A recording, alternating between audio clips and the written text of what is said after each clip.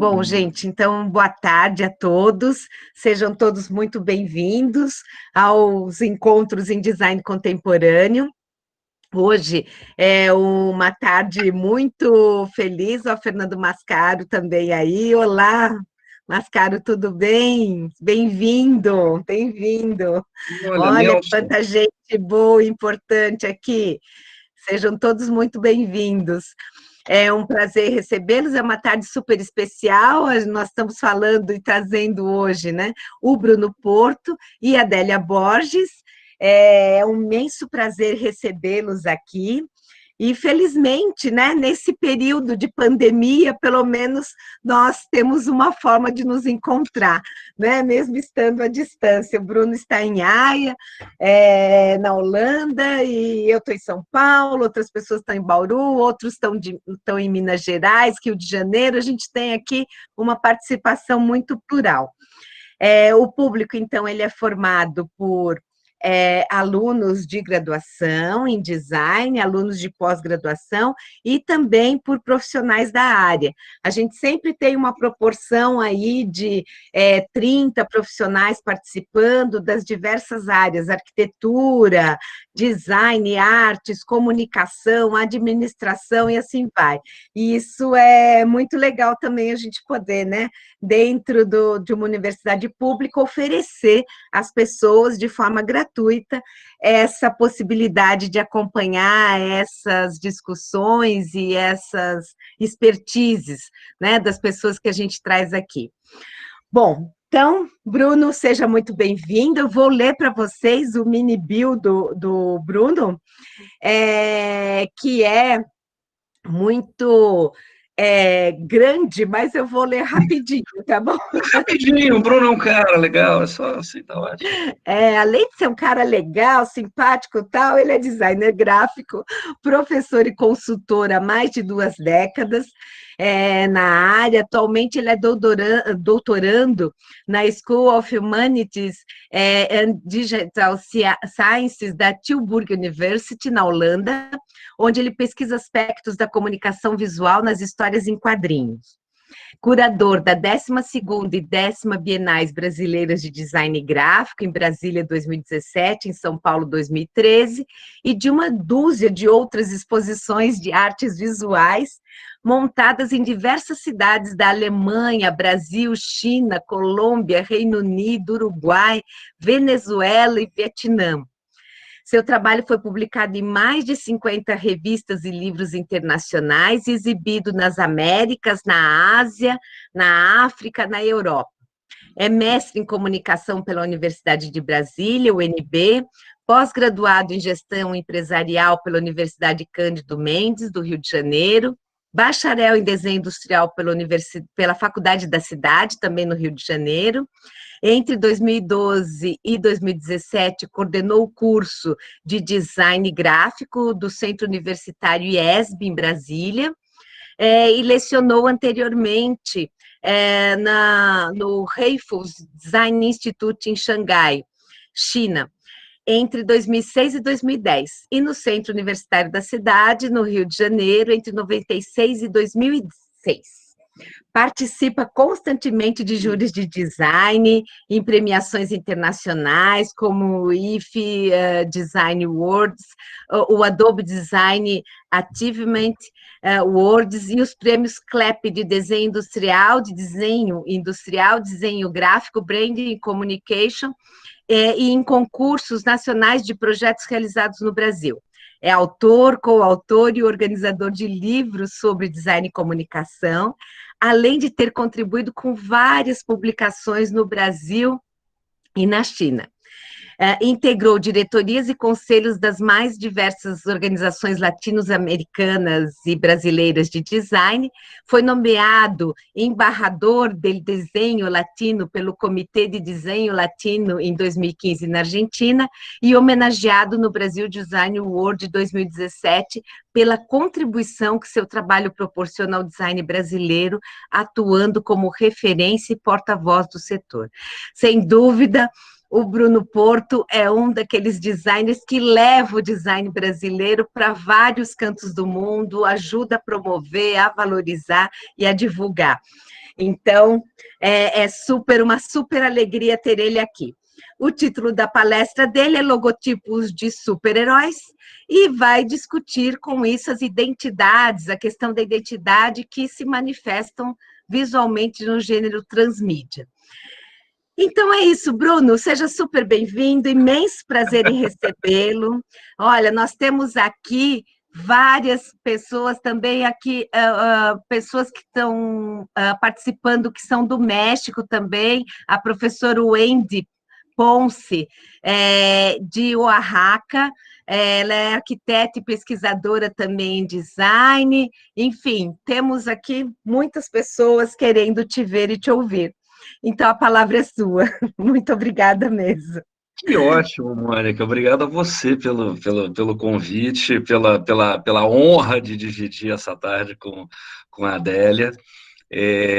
Eu peço desculpas já pela mini bio, né? O Reinaldo já estava lá torturando. Ah, mini, entendi. Eu preciso ser um pouco mais conciso nisso. Bom, mas é um Gente, prazer. Mas é um prazer estar aqui e poder compartilhar um pouquinho do que eu tenho estudado, enfim, de coisas que eu gosto, né? Como você mencionou, eu estou estudando aspectos do design, da comunicação visual nos quadrinhos. Deixa eu já começar a compartilhar a tela. Vamos ver aqui. Eu vou fazer esta aqui, tá. e aí eu faço assim, e pronto. Estamos todos vendo? Sim. Ótimo. Não, então que bom. Bom, eu vou falar de um pequeno aspecto da comunicação visual nos quadrinhos, que foi o tema do meu mestrado na UNB, orientado pela professora Selma Regina de Oliveira, que foram justamente os logotipos dos super-heróis. E eu estou trazendo parte dessa pesquisa para a pesquisa de doutorado aqui na Universidade de Tilburg, onde eu estou focando nas capas das revistas dos super-heróis. Na verdade, eu estou fazendo um panorama do desenvolvimento da chamada evolução, né, nos últimos 80 anos, que é quando o gênero vai. Começando aqui. Bom, só para a gente ter um pouco de base, né, do que a gente vai estar falando, logotipo vem do grego logos, tipos, logos sendo palavra, discurso, né? Então você tem letra, você tem palavra nisso, e tipos, você tem uma imagem, você tem uma forma, você tem uma marca, né? Não vamos entrar, obviamente, na discussão logotipo, logomarca, mas você tem isso. A definição que eu gosto é uma definição da Cecília Consola, acho que até aqui deixa eu pegar aqui, do Marcas Design Estratégico, do livro dela, que ela fala que um logotipo é uma maneira uma maneira única, ou uma maneira específica de você escrever uma palavra. E aqui embaixo a gente tem Marvel Comics, Marvel Studios, 4 diferentes tipos de Captain Marvel, um sendo Capitão Marvel, outro sendo a Capitã Marvel.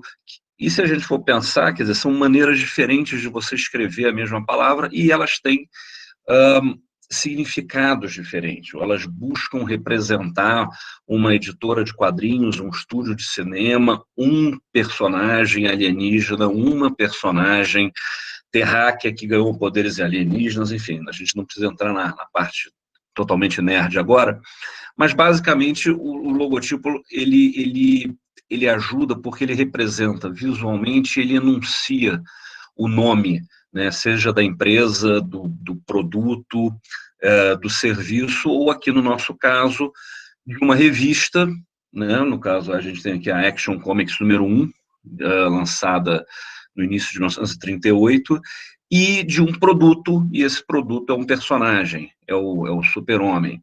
E esse logotipo Superman, ele está num primeiro quadro da primeira página da primeira edição da Action Comics, já estabelecido mais ou menos, quer dizer, meio grosseiramente em termos de acabamento, se a gente vai comparar com o que veio depois, né? Mas ele já estava ali desde o início.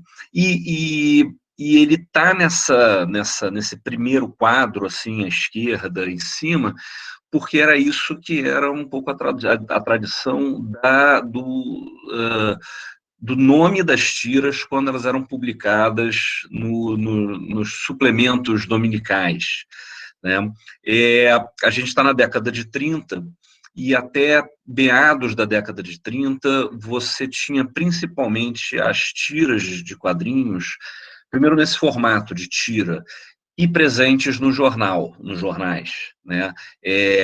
Você tinha, inclusive aqui no Brasil, você tinha quadrinhos em revistas, mas não revistas de quadrinhos, né? A gente tem a Tico Tico, que é de 1905, ela era uma revista infantil que publicava, além de quadrinhos, passatempos, histórias, contos, jogos, mapas, coisas educativas, né?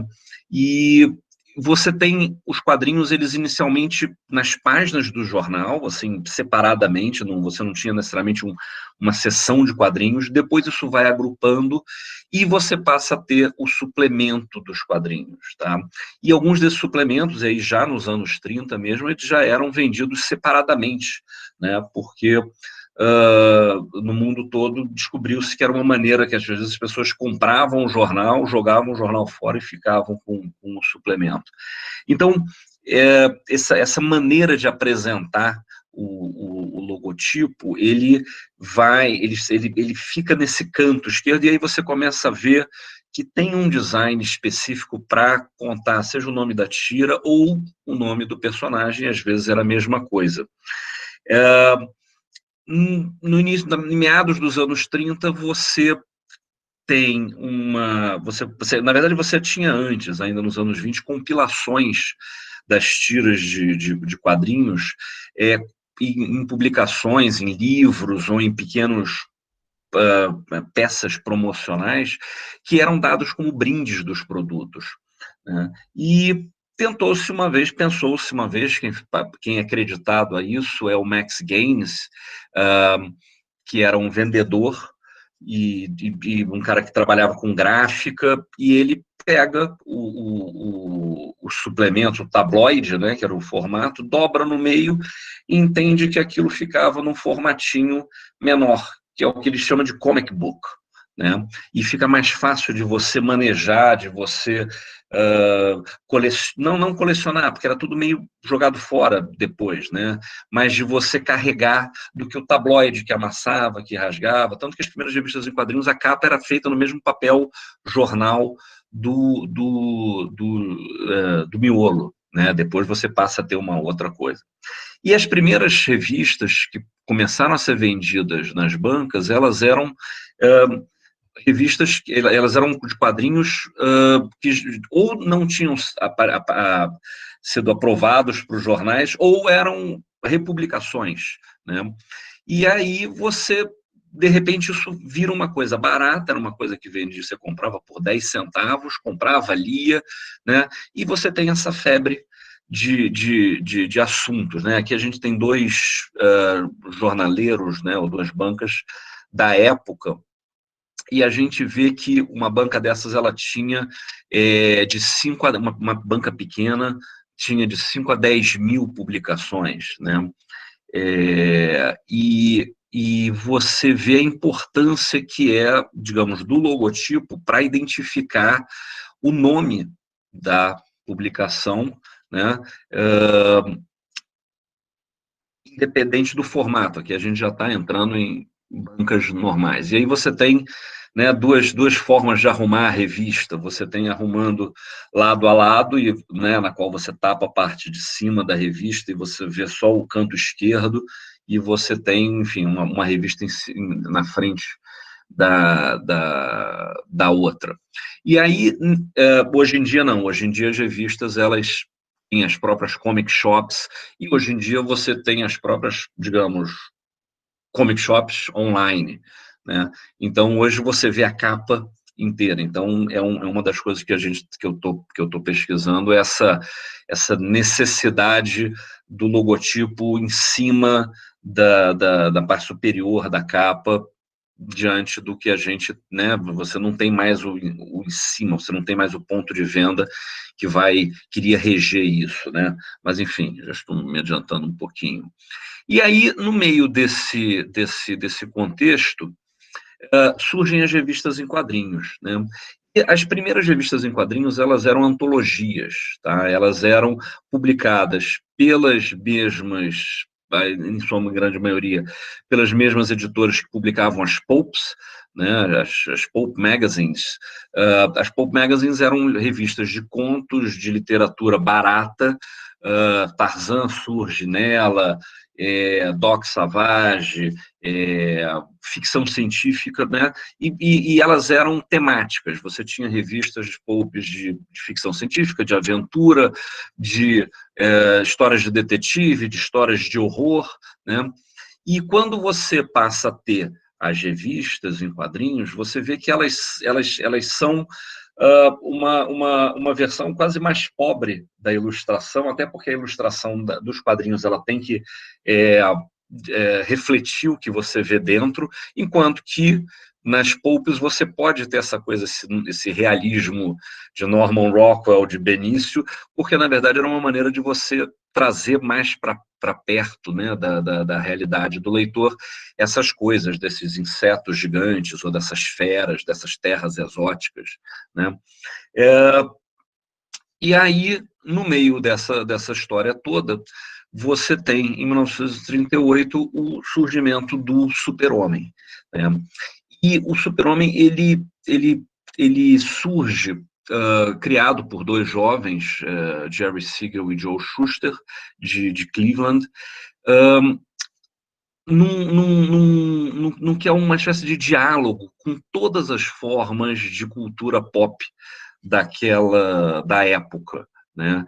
Ele se baseia muito nas pulps, né? Ele é um cara, ele é ágil como Tarzan, ele é forte como o Popeye, o personagem das tiras. São duas das referências que o Siegel e o Shuster dão com inspiração para surgir o Super-Homem. Ele rouba muita coisa, rouba mesmo, de um conto pulp, né? No conto não, né? De uma história que é publicada nos pulps pelo Edgar Rice Burroughs, que é o autor do Tarzan, que é o John Carter of Mars, né? Que inclusive virou um filme recentemente ruim pela Disney, que é basicamente a história de um soldado que que é levado a Marte, né? Que se teleporta para Marte, e lá em Marte, por conta da diferença de gravidade do Sol, etc. e tal, ele dá grandes saltos, ele tem força, né? E o que os rapazes fazem, eles trazem esse alienígena, né? Um alienígena para a Terra, onde ele tem tudo isso. Eles roubam também algumas coisas do Gladiator, que é uma novela de ficção científica de um cientista que faz experimentos no filho e ele ganha poderes, e muitos dos poderes, inclusive a própria descrição, né, que eles usam, o Siegel e o Shuster botaram na revista, o fato, uma formiga, ela é capaz de carregar folha muito, né, várias vezes o peso que ela tem, e eles usam, isso é da novela, isso é do romance, eles usam isso, né? Eles pegam as coisas do halterofilismo e do circo, né? Você tem essa coisa da sunga, né? E das botas, as primeiras botas do Super-Homem, elas eram botas de halterofilista, desculpa, de halterofilista, daquela luta greco-romana, né? De wrestling.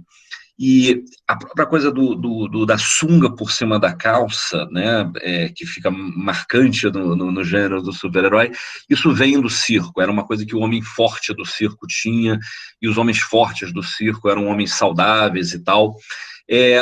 Isso a gente vê também no Fantasma, no personagem, deixa eu ver se o cursor exatamente aqui, um personagem sem poderes, né, criado 2 anos antes do Super-Homem, mas que tem essa coisa do short por cima, é um personagem de aventuras na selva.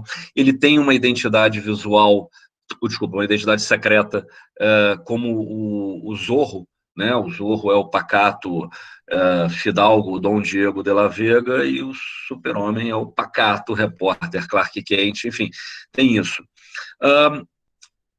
Esses 2 desenhos que tem aqui embaixo, né, isso aqui era um personagem do próprio Siegel Shuster, da dupla, que era o Doutor Oculto, que era um detetive sobrenatural, em que numa das aventuras feitas antes do Super-Homem, ele tá com essa roupa, ele vai para uma outra dimensão, então ele tem essa roupa com um escudo no peito e uma capa, que ele não voa, mas ele dá saltos e tal. E a gente tem o Slam Bradley, que está aqui embaixo do Super-Homem, que era um detetive, era uma tira policial, né? E o que eles fazem, eles dão esse deslocamento do alienígena para cá, né, para a Terra, dentro de um cenário de história policial, né? As primeiras aventuras do Super-Homem não são aventuras fantásticas. Ele é um cara que não voa, ele é mais forte que algumas pessoas, ele é capaz de dar saltos, né? Ele escala os prédios para escutar o que os gangsters estão falando, e a própria palavra, o próprio nome Super-Homem já tinha sido usado num romance do Tarzan, já tinha sido como não ele é o Super-Homem, não, mas como um adjetivo, né? Como também no Doc Savage, que é um personagem clássico das Pulps, que depois, enfim, iria inspirar outros personagens. E eles começam a criar o Super-Homem em 1933. Tá? Inicialmente, o Super-Homem não tinha ele não era um mocinho, ele era um vilão, né? Mas a gente vê que quando eles estão criando o logotipo do Super-Homem, não existiu o gênero super-herói, né? Ele era um science fiction cartoon, né? E a verdade, é um alienígena que vem para a Terra, então isso é ficção científica. E o Siegel e o Shuster, eles eram tarados por ficção científica, eles liam essas revistas pulp de ficção científica, colecionavam, publicavam, o Siegel tinha publicado um dos primeiros fanzines de ficção científica, e a gente vê Amazing Stories, aqui de cima de 1926, número 1, quer dizer, 12 anos antes do Super-Homem surgir, a gente vê que existe uma dinâmica no logotipo, né, que eles incorporam, que eles assimilam para o Super-Homem, da mesma forma como eles assimilaram diferentes referências visuais, né? Você tinha embaixo também Astounding Stories of Super Science, né?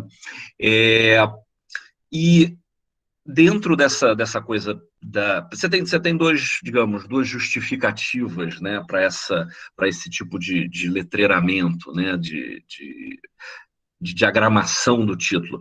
Primeiro que se você pegar Amazing Stories, você ter esse recurso de fazer ela em perspectiva, ir lá para trás, né, você permite que você tenha um nome muito grande, né, um nome comprido, arrumado de uma maneira que não ocupe, ou que a letra não tenha que ficar pequenininha, ou que ele fique, enfim, em 2 linhas, né? E ao mesmo tempo você tem aí, já semioticamente, você tem essa questão daquela coisa que ou está chegando perto, né, o alienígena que está vindo para perto de você, ou alguma coisa que está alçando voo, seja um foguete, seja um disco voador, seja um cara pulando, um cara voando, né? Essa capa aqui do meio da Amazing Stories é o Buck Rogers, né?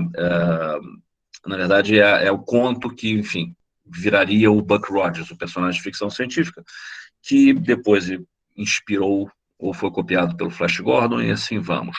E aqui embaixo a gente tem outras 2 capas de pulp, ambas de 1938, o ano que sai a revista do Super-Homem, uma Marvel Science Stories, né, da editora que viraria a Marvel futuramente, nos anos 60, e essa Super Detective, né, se você conhece o logo do Super-Homem, você já vai ver, nossa, é muito semelhante, que foi uma revista que foi publicada apenas 8 edições entre 1937 e 1938, pela Trojan Publishers, e quem fez esse logotipo foi um letrista de pulp chamado Ira Schnapp, que a gente vai reencontrar mais à frente. O que mais sobre esse proto-logotipo do Super-Homem? Bom, Art Deco, né? Era o momento, né? A gente tem era a letra do momento. Você vê que logo depois ele vai, ele não, esse pegada Art Deco, ela não sobrevive até a versão final, né? Que a gente conhece.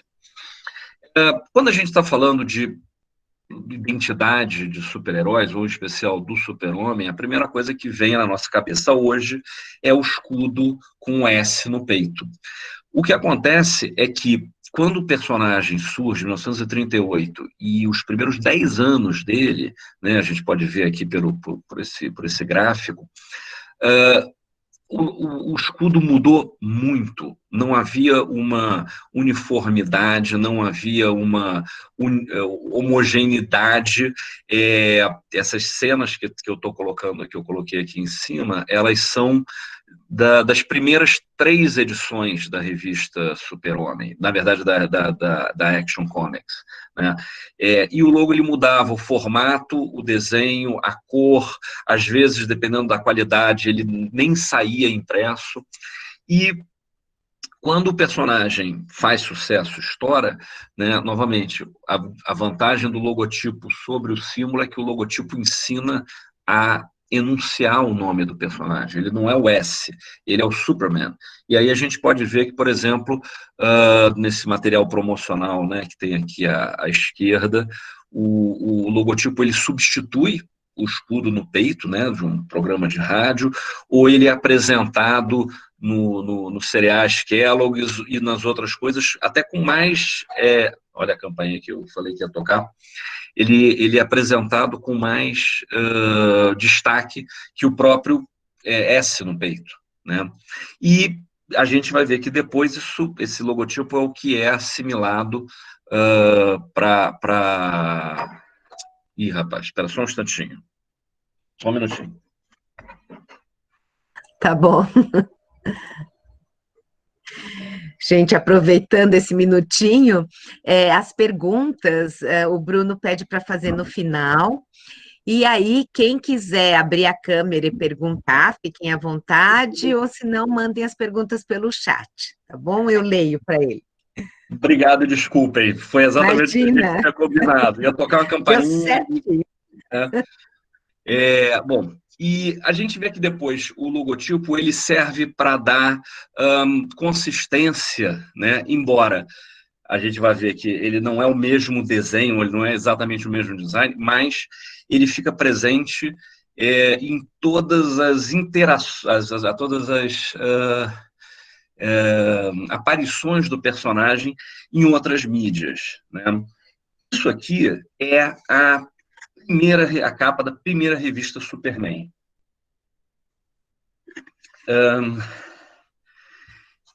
Até então, os personagens, até então as revistas elas eram todas antologias, né? Elas eram temáticas.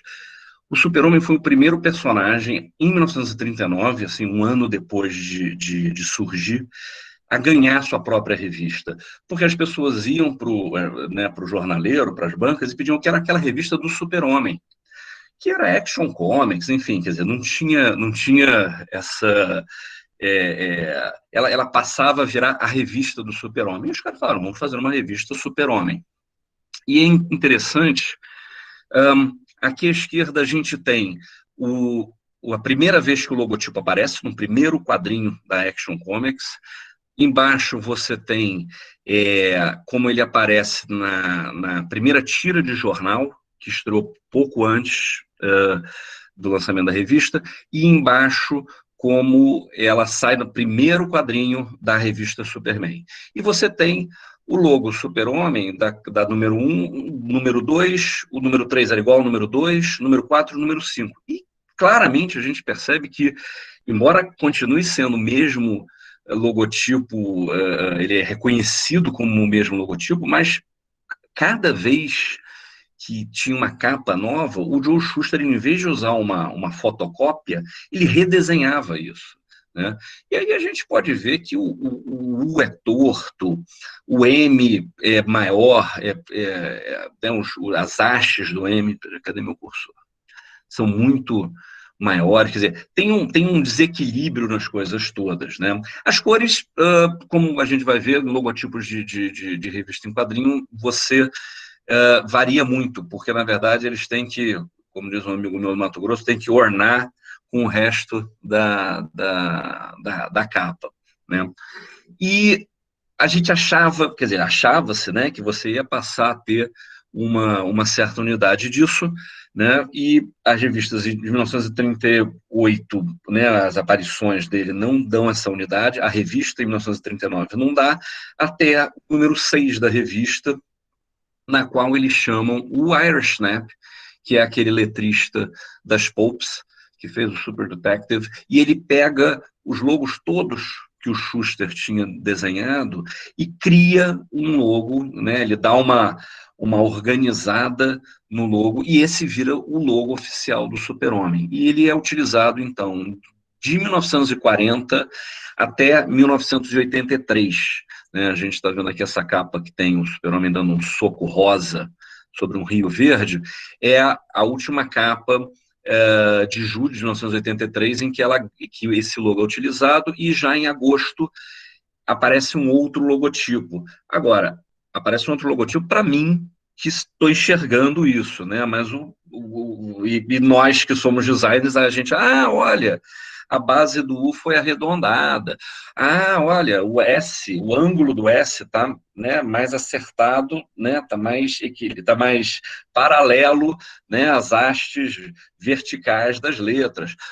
Não tem tanto, está tudo mais organizadinho, né? Quer dizer, ele é refinado, né? Desde 1983 ele é refinado, a gente está em 2020, então são 37 anos. Então o primeiro logo é utilizado durante 43 anos, praticamente sem nenhum redesenho, e depois ele está sendo utilizado há 37 anos na revista, né? E aí a gente vai ver, obviamente, desenhos em outras mídias completamente distintos. Mas é esse logotipo que permite o bundaréu de revistas que o Super-Homem permite, digamos assim, dar uma unidade, né, no mundaréu de revistas que o Super-Homem tem, sei lá, dezenas de títulos, né, que ele vai tendo durante essas últimas 8 décadas, e que geram, né, não apenas outros títulos, mas outros personagens. Você tem o Superboy, você tem a Supergirl, você tem a Superwoman, que só é criado em 42 por uma questão de registro, para você poder ter o trademark, para ninguém poder usar. E aí ela vai surgir depois agora, no 2015, 2016. Né? E você começa a ver que existem elementos do logotipo, né? O arco, a extrusão, né, das letras, esse tridimensional, o uso da perspectiva, ele é utilizado para, digamos, dar uma consistência nesse universo do personagem, né? E aí vem a minha primeira, digamos assim, teoria, né? Da mesma forma que o Super-Homem, ele gerou, digamos, cópias, né? Ele cria o gênero, ele é precursor desse gênero que é conhecido como gênero super-herói. Né? Ele passa a ser o primeiro, digamos, a gente sabia que existiam outras características dele que já eram vistas em outros personagens, mas ele é o cara que junta tudo isso e que passa a ser copiado. Né? Ele passa a ser copiado imediatamente em 1939 pelo Batman, mas ele passa a ser copiado como uma encomenda mesmo. Olha, queremos um outro personagem como esse. E aí o Bob Kane e o Bill Finger sentam, praticamente botam um papel em cima e vão fazendo modificação. Em 1940 surge o Capitão Marvel, que ultrapassa o Super-Homem na década de 40, como vendas, é processado, né? E isso é um processo que dura 8 anos. E você passa a ter, digamos, da National, que era a empresa que depois se tornaria a DC, e das empresas, das editoras irmãs dela, né? Outros personagens. E quando você vai olhar, todos esses caras, eles usam alguma coisa do personagem, seja coisa do escudo do peito, ou da sunga, ou a capa, ou a roupa colante, a identidade secreta.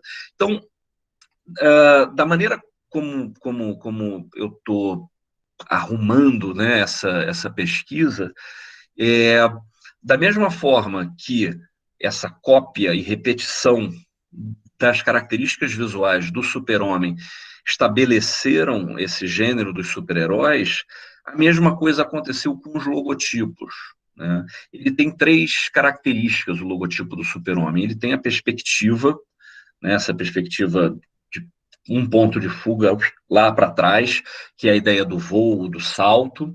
Ele tem a extrusão da letra, né, o tridimensional, aquela coisa de uma letra que não é apenas uma letra que é forte, né, ela é tridimensional, ela salta, e ela tem o arco, né, você tem um logotipo que tem um arco. E a gente vai vendo, nas 8 décadas seguintes, que a grande maioria dos logotipos, ou a grande maioria dos personagens, ou dos produtos relacionados a esse gênero super-herói, eles são, eles se valem desses códigos visuais, né?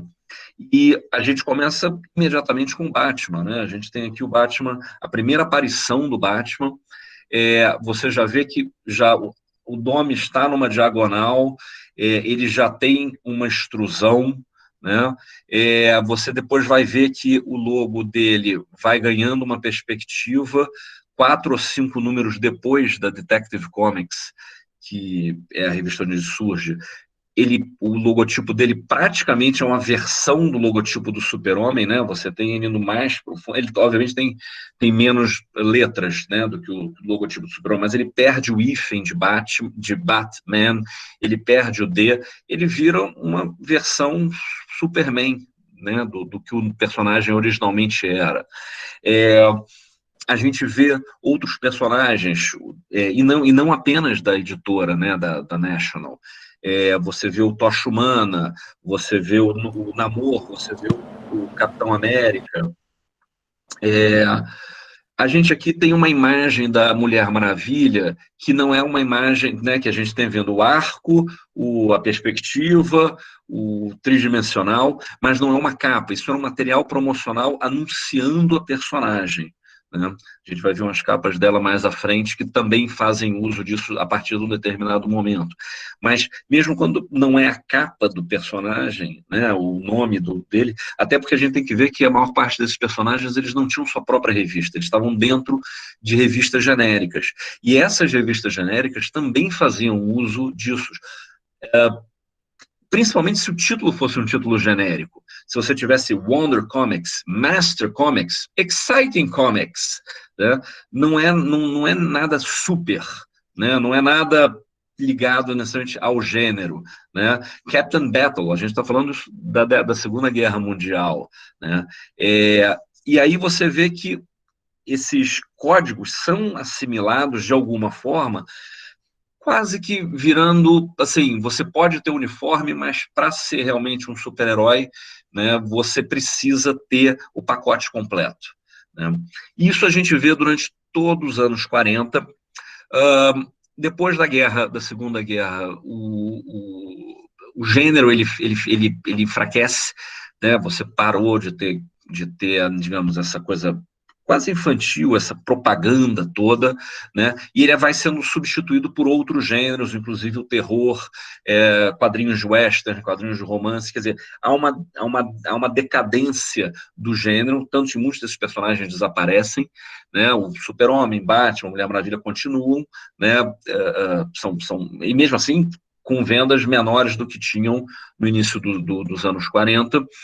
Os anos 50, você não tem muitos personagens novos surgindo, essa coluna aqui da esquerda, Marvel Boy, Fighting America, The Fly e o Captain Comet, mas quando surge, surge com alguma coisa relativa a isso. Mas nos anos 60, você tem a Marvel, né, que era uma editora daquela época, lá atrás das Pulps, que depois vira Timely, depois ela vira Atlas, e aí ela começa a publicar personagens que têm superpoderes, mas eles não são aqueles personagens que são do mesmo perfil dos personagens da Segunda Guerra Mundial, né?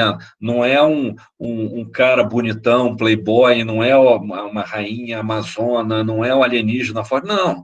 É um adolescente nerd, freak, é um outro que sofria bullying e que virava um Frankenstein, né? Quer dizer, são monstros. E aí, como é que você explica que esses caras são super-heróis? Você vale do uniforme, legal, o Homem-Aranha tem uma aranha no peito, o Hulk nem uniforme tem, mas você tem esses códigos visuais dos super-heróis. E você vê, a primeira vez que o Homem-Aranha aparece, o logotipo dele é praticamente um logotipo do Super-Homem, com os códigos visuais todos, exceto pelo tridimensional, né? Ele, na verdade, ele tem uma sombra. Agora, a sombra também você pode imaginar que é uma maneira de saltar, né, do solo, né? Você tem essa distância, de novo, em termos de semiótica. E assim vai. E dos anos 60 até hoje em dia, esse New Superman aí de baixo, acho que é de 2016 ou 2017, você vai ver que quando o personagem surge, ou quando você tem algum momento que você precisa apresentar o personagem, ou reapresentar o personagem, né, você acaba se valendo desses códigos. Não que esses códigos não sejam utilizados por outros gêneros, mas a gente tem, quer dizer, né, faz parte desse levantamento da pesquisa, identificar que a grande maioria dos personagens usou esse código em algum momento da sua existência, seja nos anos 60, 70, 80, 90, os que surgem depois, né, nos anos 90 você tem uma outra leva de personagens, né, o Youngblood, Savage Dragon e tal, que surgem e que também fazem isso, né. A gente aí vê a incorporação disso na publicidade e no design, né? Quando você está trabalhando alguma coisa que tem a ver com o gênero super-herói, quando você quer identificar o seu produto com os valores ou com as características do gênero super-herói, você se vale disso, você se vale desses códigos visuais das letras. Na publicidade, nos brinquedos, então, nem pensar, né? É impossível você imaginar um brinquedo de super-herói que não tenha isso de alguma forma, né? Seja na coleção, e aí eu peguei um exemplo aqui do Brasil, do México, se eu não me engano, dos Estados Unidos, e mais ainda, né? Quando o brinquedo é um brinquedo pirata, né? Então, aí sim você vê que eu estou mudando o nome do personagem, né? Eu adoro o Special Man, mas eu gosto mesmo dessa Liga da Justiça do B, que é o Sense of Right Alliance, né? Que tem o Shrek, que tem o Carros, que tem um Power Ranger Jaspion da vida, né? O Super-Homem com a manga arreganhada, né? Arregaçada. Enfim, você vê isso, né? Nas publicações sobre quadrinhos acadêmicas ou revistas ou livros, você vê, né, a utilização, você vê que muitas delas você não tem nem o pictórico, você não tem nem o cara com a capa, ou com a roupa, ou com o escudo, não. Você tem muitas das capas, né, elas estão se valendo desses códigos que estão incorporados estão assimilados na nossa percepção. E outra coisa, quando você vê que aí realmente isso já faz parte, né, da linguagem, é nas paródias, né? A gente tem esse Super Rabbit, esse desenho animado do Pernalonga, que é do início dos anos 40. A gente tem a Mad fazendo, logo num dos seus primeiros números de humor, o Super Duperman, né, uma paródia disso. A gente tem um Ziraldo, que é o Ziraldo, né? Então, o lettering disso, né, ajuda a comunicar essa história. E aí você tem paródias de quadrinhos, paródias sobre quadrinhos, sobre, enfim, sobre assuntos. Quer dizer, quando a gente... E no cinema mesmo, né, enfim, em livros, né, na publicidade. No caso do Super-Homem em especial, o logotipo dele, a gente pode ver aqui nesse panorama, que vai de 1941 até 1987. 1941 é quando estreia o desenho animado dele, o do Max Fleischer Cartoon, né, que ganhou o Oscar, que é uma animação de qualidade assim, fabulosa. O logotipo não é o mesmo design do Aerosnap, é um outro ângulo, mas você continua identificando ele, e você vai vendo que, né, tem as suas distorções, né, dependendo da mídia. Nos filmes dos anos 70 e 80, nos 4 filmes estrelados pelo Christopher Reeves, você tem esse logo, né, o Superman The Movie 2, 3, The Quest for Peace, e aí aqui no cantinho a gente tem mostrando assim, qual é a encrenca que era você fazer isso para outras línguas, né, em busca de la paz, aquilo ali é japonês, eu não sei pronunciar, eu sabia. Mas em 1941 a 1987, eles usam, para escrever Super-Homem, você está se valendo, ou direta ou indiretamente, do logotipo do Aerosnap. Nos anos 90, isso já muda um pouco, né? A gente tem em 93 as aventuras de Lois and Clark, as aventuras do Super-Homem, um seriado live action. Você não tem a utilização do logotipo. O logotipo ele também não é utilizado na maioria das graphic novels mais adultas, por assim dizer, né, nos produtos adultos, mas você continua vendo aqui na abertura a questão da perspectiva, a questão do movimento. Na década de também em 96 a gente tem a série animada, né, que vem na sequência da série do Batman, muito bem sucedida, que tem esse logotipo num outro ângulo, que já era um ângulo semelhante ao que a gente vinha no desenho do Max Fleischer, né, quer dizer, visto de baixo, né, como se você estivesse vendo o Super-Homem voando por cima de você, e isso, de novo, cria outros logotipos que são utilizados nas revistas em quadrinhos. Então, nos anos 90, você tem essa fase, digamos assim, de transição do logotipo para outras mídias. E no século XXI, esquece. Né? No século XXI, você tem até uma guinada de, olha, o logotipo ele é para as revistas infantis, né? Quadrinhos é uma coisa infantil, a gente precisa de um produto que esteja falando linguagem de X-Men, de Homem-Aranha, né? Dos sucessos dos filmes, dos filmes daquele momento, né? Daquela retomada dos filmes de heróis, que começa com Blade em 1999, mas não vamos falar sobre isso, 1998, aliás. E aí o que você acontece? Esquece o lettering, esquece a letra. Né? Estamos agora no século XXI, temos tipografia digital. Então, a gente foca no símbolo, porque o escudo é muito mais fácil para eu vender camiseta, é muito mais fácil para eu vender boné, lancheira, etc. E eu vou ou licenciar ou encomendar uma fonte proprietária, né? Inicialmente você vai ver que elas são assim neutras, né? A gente vê aqui no Super-Homem, o Retorno do Super-Homem, no Homem de Aço, Batman versus Super-Homem, quer dizer, você tem essa linguagem neutra da tipografia que vai facilitar, agora sim, uma questão global, o mercado global. Né? Você agora vai poder escrever em qualquer língua disso e o escudo é o que fica valendo. A gente vai trabalhar essa questão imagética para o escudo. Por outro lado, quando a gente está mudando para outra mídia, a gente também consegue ver, a gente observa que muitos desses códigos, eles são mantidos, é,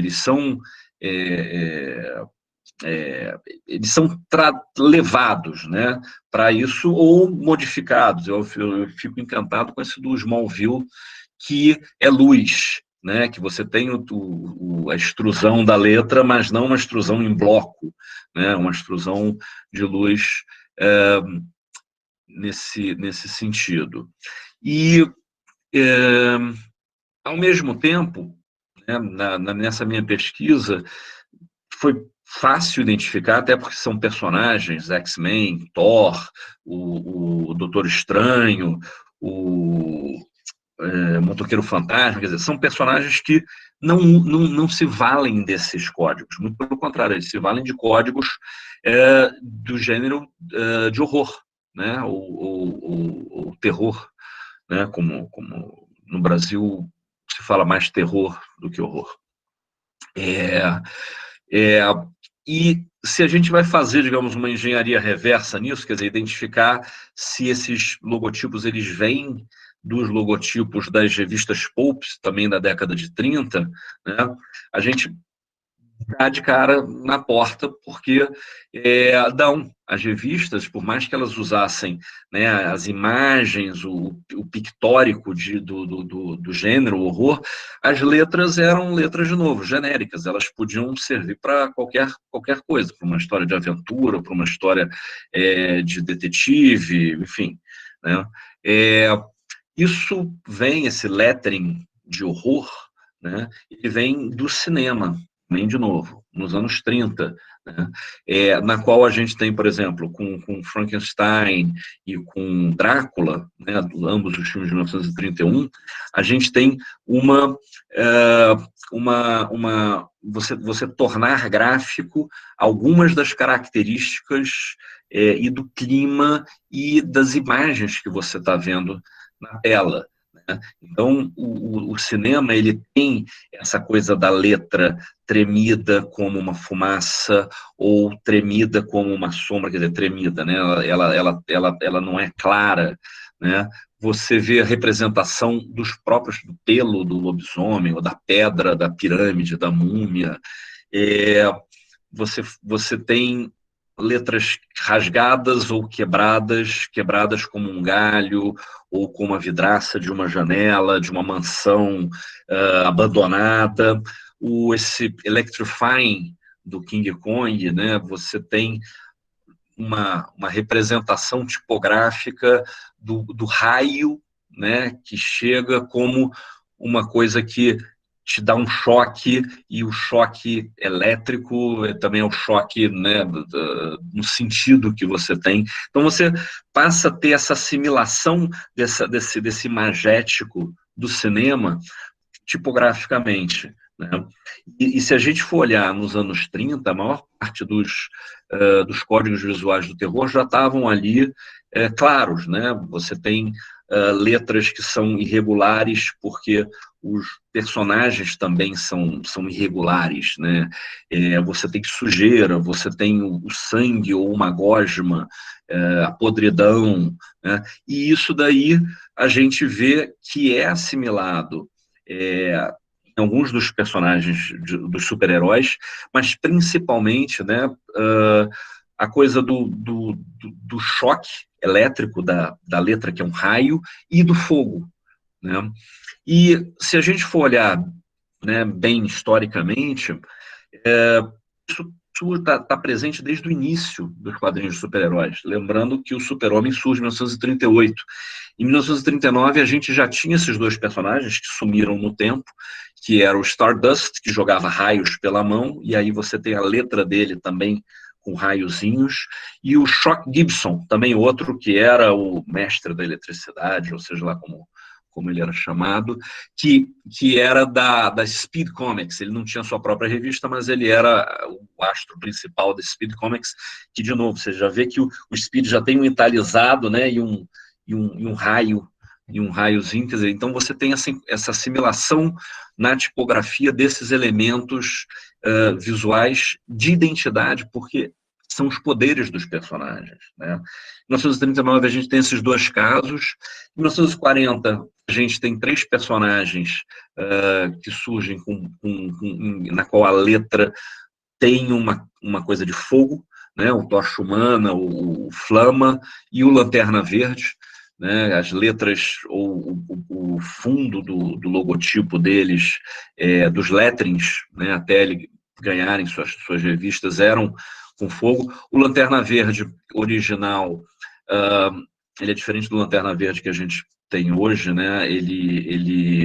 Esse Lanterna Verde ele ganhou os poderes de um meteorito que, enfim, chegou na China e tinha uma chama verde nesse meteorito e os caras pegaram e botaram numa lanterna, mas não aquela lanterna elétrica Nutella de hoje em dia, né? A lanterna antigamente, que era que você botava com uma vela, né? Que aí vem o nome dele. Isso fica tão marcado no personagem, essa coisa do fogo, que quando o personagem é revisado nos anos 60, um outro Lanterna Verde, agora de ficção científica, com raios e tal, o fogo ainda é mantido, né, durante boa parte durante mais de 20 anos, nos logotipos que ele tem, mesmo que ele não jogue uma chama verde do anel, né? Outro personagem que a gente vê essa assimilação dos poderes dele no logotipo, no design, é o Flash, né? Você vê com risquinhos italizado, isso a gente é uma coisa que a gente vai ver nos outros logotipos do Flash. Agora, o Flash é outro que tem um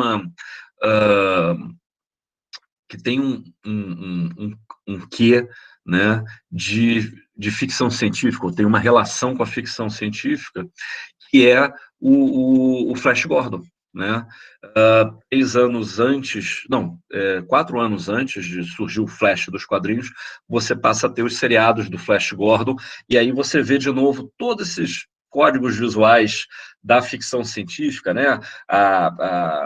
O arco, a perspectiva, a extrusão, a eletricidade e tal, você vê isso já sendo utilizado no cinema, no caso, nos seriados das matinês de cinema, e depois incorporado nos quadrinhos e assimilado como um código próprio dos quadrinhos. De novo, não que a ficção científica ainda não use isso, né, ou a aventura use isso, mas os super-heróis transformam isso numa coisa sua, né? E tem um caso que é um caso muito, muito, muito curioso, muito diferente, que é o caso da Mulher Maravilha, que é o meu último que eu vou apresentar aqui, e aí a gente pode bater um papo e tal. A Mulher Maravilha, ela é criada em 1941, no final de 1941, e ela ano que vem completa 80 anos. E nesse meio tempo ela teve mais ou menos uma dúzia de logotipos diferentes, sempre com o nome Wonder Woman, né? E a gente, quer dizer, ela tinha essa apresentação, né? Quando ela surge, ela é um personagem de base extremamente patriótica, ela tem aquela história de Ilha Paraíso, Temesira, gregas, amazonas, mas no fundo ela surge pouco depois dos Estados Unidos entrarem na Segunda Guerra Mundial, e aí a gente pode ver que o visual dela, né, é um visual extremamente calcado no grande selo norte-americano, o grande selo dos Estados Unidos, no qual ela pega as cores, ela pega os elementos gráficos, né, as estrelas brancas sobre fundo azul, ela tem uma águia no peito, enquanto os outros personagens, você tem um morcego, o S, um raio, etc., uma lanterna, né? Ela pega um símbolo americano, você tem a estrela na tiara dela, né? Agora, ela não era, né, na verdade, ela não era a única personagem, não foi a primeira personagem digamos, a surgir nessa veia patriótica, né? Antes dela surgir, né, você teve pelo menos 2 dezenas de outros personagens que se valiam dos mesmos elementos, né? Isso, e obviamente a grande parte deles, né, desapareceu assim que a guerra terminou, né, você teve um Capitão América que continuou, você tem o Star Spangled Kid, que virou a Stargirl, que hoje é um seriado do canal Warner, você tem o Tio Sam, enfim, você tem uma outra coisa. Ela também não foi a primeira super-heroína, né? A gente tem aqui a Miss Victory, aqui, e essa moça chama-se Pet Patriótica, Pet Patriotic. E no início, né, ou a gente pode quase dizer que nos primeiros 40 anos dela, os logotipos da Mulher Maravilha, eles eram extremamente insossos, né, porque o primeiro logotipo que é criado pelo criador dela, pelo co-criador dela, ele não representa absolutamente nada. Você pode até forçar uma barra semiótica de dizer que ele representa o laço que ela vai, mas não é. É um script, né, ele está presente desde da primeira apariçãozinha dela, aqui em uma linha, né? Depois, nos anos 50, né, ela ficou durante 10 anos com esse logotipo do script. Nos anos 50, ela ganha um outro logotipo pelo Ira Snap, né? Fica também mais ou menos uma década com isso. Nos anos 60, ela ganha um logotipo que nem... Quer dizer, ele tem uma extrusãozinha ali, mas ele, na verdade, era uma versão de um logotipo do Lanterna Verde abandonado. Era um layout antigo da década de 40, né? E aí, em 1968, a gente está lembrando que nos anos 50, né, há um declínio de vendas e do interesse pelos super-heróis. E em 68, os editores resolvem fazer uma coisa ousada, né? Você tem um movimento feminista, então eles falam, pô, legal, a gente podia trazer o personagem mais para próximo da realidade das leitoras, né? Então, em 2 edições, eles fazem ela perder os poderes, e o uniforme, na verdade, ela abre mão dos poderes e do uniforme, porque a Ilha Paraíso tem que voltar para uma dimensão, desculpem o papo nerd, mas a Ilha Paraíso tem que voltar para uma dimensão para recarregar as energias, blá, blá, blá, e ela resolve ficar por causa do namorado dela, do Steve Trevor, porque ele precisa de mim, e, de novo, se você está tentando fazer uma coisa feminista e você não, né, errou rude, errou feio. E aí ela abre mão disso e ela passa a se vestir com roupas normais e ela ganha esse logotipo psicodélico, né? Com as letras meio lisérgicas de Ben-Guiar, de final de anos 60, isso é 68. Né? Agora, eles erraram feio, porque, enfim, aí você tem, né, The New Wonder Woman, né, a nova Mulher Maravilha. Ela conhece esse velhinho chinês, o Xing, que ensina artes marciais para ela. Ele ganha, o nome dele passa a vir antes, né, do nome dela, né, The Incredible Xing and the New Wonder Woman. De novo, não é feminista, amigo, não é. Depois ganha um Diana Prince, o nome dela vai para baixo, um ano depois, e depois eles esquecem ela e ela só é a Wonder Woman. Tá? Isso dura mais ou menos 5 anos, as vendas não deram certo, foi um baita de um tiro no pé. Voltam em 73 com o uniforme dela e com o logotipo. E aí o que eles fazem? Eles pegam aquele logotipo primeiro que ela teve, né, utilizado entre 1942 e 1953, né, assim, um logotipo de 30 anos antes, né, que não era usado há 20 anos antes, há 20 anos, para, digamos, mostrar, olha, ela voltou mesmo, tá? É aquela personagem lá dos anos 50 que vocês conhecem. Ela, naquele ano mesmo, eles usam um logotipo para apresentar ela nos Super Amigos, né? Ela vai para a telinha e é um grande sucesso, né? Você já tinha Batman, Super-Homem e o Aquaman, por aquilo que parece como sucesso, e aí você tem a Mulher Maravilha, ela ganha essa visibilidade. Pouco tempo depois, eles mudam de novo o logotipo dela, de novo, eles fazem aí já um logotipo do Gaspar Saladino, que faz uma versão né, desse logotipo do Aerosnap. Eles apenas mudam o R e fazem uma extrusão e tudo mais. Você pode ver que o uniforme dela está mais próximo do uniforme do desenho animado, né? E aí, ela que já tinha ganho uma visibilidade maior com essa coisa da televisão, ela vira, né, Linda Carter. Antes de virar Linda Carter, ela vira Kathleen Crosby, é um piloto, uma versão que deu certo, mas não deu muito certo, quer dizer, deu certo apenas a ponto deles ficarem interessados em fazer um novo piloto com a Linda Carter. Era uma personagem, uma Mulher Maravilha loura, que não tinha poderes, que lutava artes marciais, bem naquela fase, final dos anos 60. E aí a gente vê que eles incorporaram, de novo, os elementos da bandeira americana, Stars and Stripes e a Bald Eagle no uniforme dela. A Mulher Maravilha do piloto e da primeira temporada, né, do seriado, eles se valem do logotipo original dela. São histórias que se passam na Primeira Guerra Mundial.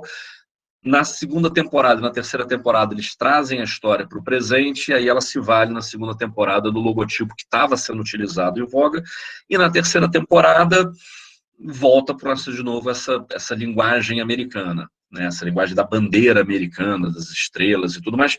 E as estrelas elas eram utilizadas muito nos grafismos do seriado, né? Naquela coisa da tela, na abertura.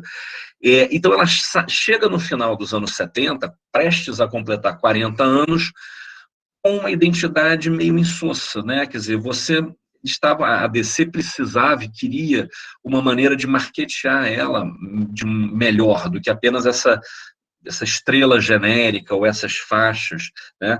A questão do símbolo dela, da águia, que veio sendo estilizada, né, com o passar dos tempos, ele falava, na verdade, de um contexto antiquado nesse momento, nesses anos 70, quase anos 80, uma coisa de Segunda Guerra Mundial, uma coisa patriótica, os Estados Unidos passando por uma mexida, embora você tenha tido, né, o bicentenário da Revolução Americana em 76, 77, a partir de 76, né? E aí, como é que você resolve esse problema? Você chama um designer. Eles chamaram um designer chamado Milton Glaser, e havia já redesenhado em 76, ele tinha redesenhado esse símbolo da DC, o bullet, símbolo da DC, e o Milton Glaser faz uma coisa genial, porque ele pega, digamos, o uniforme, ele cria um símbolo que é incorporado ao uniforme, né? Então ele pega esse símbolo dessa heráldica tradicional de animais, da águia, do dragão, do urso, e ele traz isso para o universo tipográfico das letras, né? do S do super-homem, né? Você sai, digamos, ele consegue fazer uma união de um morcego do Batman com o S do super-homem, ele consegue trazer isso para essa visão moderna, industrial, né? E manter um pouco dos dois. Então ele tem ainda uma referência ao logo antigo por conta das asas que saem do W. Isso é incorporado num logotipo, né, em 81, no final de 81, um logotipo do Todd Klein, que logo depois é abandonado. Ele dura 2 anos, mais ou menos, mas o símbolo, ele fica. E aí a gente já pode ver nessas capas que ele vira um ícone, ele vira um pattern, ele pode virar fundo, né? E ele vira produtos e produtos até hoje, independente de onde você está, e ele é incorporado a praticamente todos os logotipos que ela teve, né, ou que ela está tendo, né, nos 40 anos seguintes, né? Seja diretamente, como esses dos anos 80 e anos 90, seja indiretamente como os logotipos que são utilizados até hoje, né, com essa asinha do W, né, saindo ali pelo cantinho, né? Estou olhando aqui o meu tempo. Né, isso aí é uma capa de uma minissérie, os logotipos foram desenhados pelo Chip Kidd, em 2008, e aí a gente vê que o logotipo e aí o símbolo, né, o logotipo da revista em quadrinho e o símbolo, eles são capazes de misturar, quer dizer, você passa a ter um elemento que já traduz para um determinado público, né, o significado dele, sem você precisar escrever, né. E isso é uma lição que é aprendida pelo cinema, né, aquilo que a gente já tinha visto com o Super-Homem. Na última década, os filmes da DC, os filmes de super-herói, eles se valem muito disso, de você utilizar o escudo, o símbolo, né, do personagem, minimizando a parte tipográfica, e aí, obviamente, a gente chega no filme de 2017, na qual o WW, né, o escudo dela, o símbolo dela, é o mote da comunicação visual. A tipografia ela é bastante flexível, você pode ter as letras na frente, embaixo, atrás, aos lados, inexistente, né? E você passa a ter a possibilidade, quer dizer, você cria de novo, você diminui a questão tipográfica, né? Você licencia duas fontes, a gente tem aqui a Railway, que eu acho que funciona melhor do que a Liberty, porque principalmente em português, que o U é menos condensado, e uma fonte serifada, e a gente tem a Futura para os slogans, para as mensagens. E aí o foco das campanhas, ou da campanha, ou do visual, e aí, de novo, globalizado e ao mesmo tempo, né, tudo lançado ao mesmo tempo, fica no pictórico, fica na imagem, na cor, na textura, e quando a gente está falando do texto, a gente está falando dessa textura, né? Como você tem as mesmas fontes, seja em Wonder Woman ou em Mulher Maravilha, ele tem a mesma textura, né? Dos mesmos tipos, né? E, ao mesmo tempo, a gente continua tendo essa questão desse WW muito presente, como a gente teve, né, nos anos 80, quando surge o logotipo do Milton Glaser, né? Você tem essa relação do logotipo presente no uniforme, né, nessa leitura. Isso é uma coisa que é incorporado, na verdade, é até ampliado esse novo filme dela, né, que deve estrear agora em outubro, diz a lenda, né, Wonder Woman 1984, que se passa em 1984, a gente vê o W no fundo, né, como background disso, e, digamos, no apelido do filme, né, WW84, a gente teve o primeiro filme dela, se passava na Primeira Guerra Mundial, de novo, aí você tem extremamente hashtag, né, hashtag WW84, e aí uma curiosidade, né, quer dizer, quando o filme começou a ser divulgado, a gente via em inglês, em português e em espanhol. Em português, por exemplo, eles fizeram WW, mas você escrevia Mulher Maravilha embaixo, né?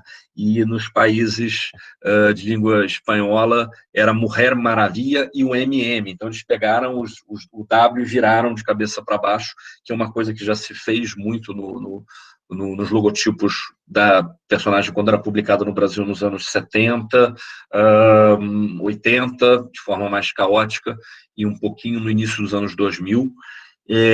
Mas isso daí é quando o filme estava para ser inaugurado em junho, antes da pandemia, e depois ele foi levado para agosto e agora para outubro, e aí agora a gente já está vendo que eles pegaram esse MM e usaram o MM da fonte mesmo, né? Para mim quebra um pouco, porque eu acho que se você tem a ver com o escudo dela, né? Quer dizer, você tem essa abertura diagonal que o M dessa fonte em especial não vai. Mas ano que vem ela comemora 80 anos, esse é o selo, o escudo, né, o símbolo que eles vão usar, de novo, favorecendo a tipografia, o W, né, e isso aqui. Muito obrigado. E eu não sei se eu passei o tempo. Uau, Bruno! Sinta-se aplaudido mesmo à distância, uma super viagem, super bom. Eu vou agora só reforçar várias pessoas comentando no chat, dizendo que foi tendo a cara de transmídia mesmo, o Nelson te falando parabéns pela pesquisa do material e análise, belo trabalho. Aí o Luiz Carlos Felisberto pergunta para você, e os quadrinhos orientais? Peraí, vamos lá. Quadrinhos orientais a gente temos que falar de quais orientes, né? A gente tem no Japão cadê o Felisberto? Achei que ele ia aparecer, né? Abre a câmera, Felisberto. Não, mas não tem problema, não. Eu só Não. queria. Pode abrir. Pronto. Tô aqui.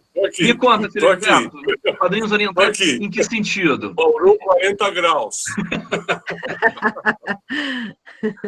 Me conta, quadrinhos orientais em que sentido? Obrigado por sua disposição em me responder, viu? Muito obrigado. Nada.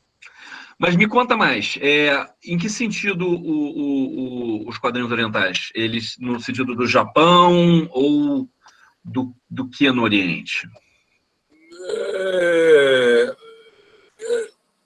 Olha, você discorreu sobre os quadrinhos ali, mas eu senti um tom americano, norte-americano, né, na sua fala, né?